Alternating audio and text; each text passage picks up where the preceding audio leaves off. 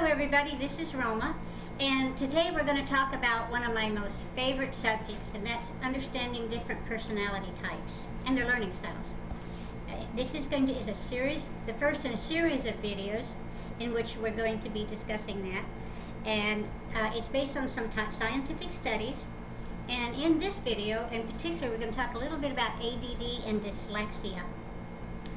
Why is it important? So why is it important to understand different personality types? Well, you see, opposites tend to attract, and that's a good thing because we tend to balance each other out. But something happens when we get married. We look at that other guy and we say, that's wrong. I mean, he just shouldn't be acting that way.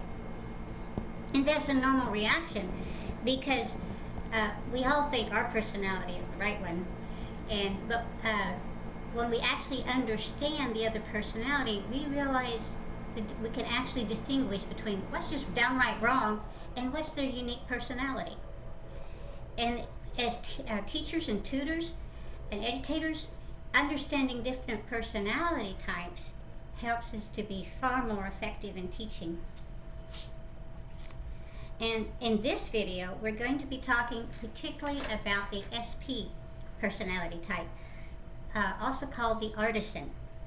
Now, they're said to be the most challenging to raise, and they can be the most challenging in the classroom. Yet they're 45% of the average of the population.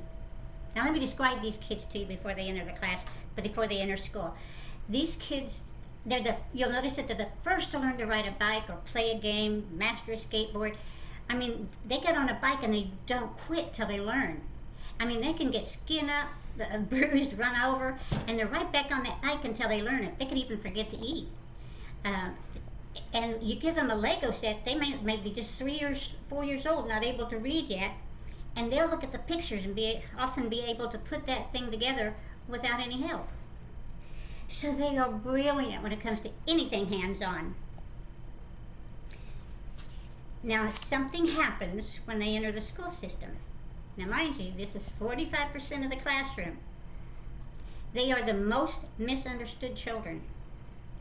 And as a result, studies show that they're the most likely to be the ones who drop out of school early. They don't learn well with workbooks and pencil and paper. Now, granted, they do need to learn discipline and concentration, but studies show that's achieved by first legitimizing their natural tendencies. They're hands-on learners. You see, Patton and Churchill were of this personality type. They're the doers in our society. And when we had ranches and farms, they were highly valued because they could get things done and they were the workers. But when you got a classroom now where they have to sit and concentrate, they have trouble adjusting. And you see, it's not the child that's lacking, it's our understanding of these children that is lacking.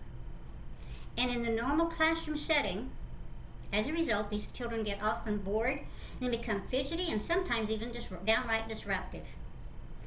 And as a result, they're often misdiagnosed as having ADD, hyperactive, problem child, learning disorders, you name it. And not that those conditions don't really exist, but studies show that these personality types in particular are often misdiagnosed with these conditions when they don't have it. And as you know, all medications have side effects, so if they don't need the medication, let's find a better way. And there is a better way, and I need to make a disclaimer here. Before you make any medical decisions or changes, be sure and consult your doctor.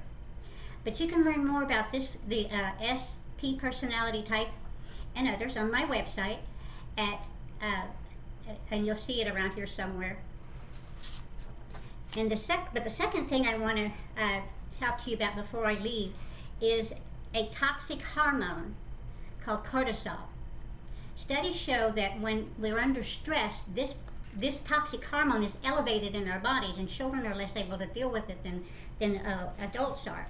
And as a result, children will, when the cortisol is elevated in their body, you can see bad behavior, inability to concentrate, inability to learn, and it's a common cause of dyslexia and ADD. It's not the only cause, but it is a major cause. But the good news is it can be corrected through and controlled through proper diet and proper discipline. You can learn more about this scientific study also on my website at www.read-phonics.com.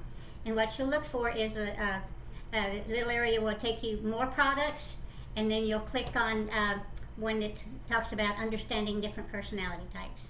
See you there, everybody.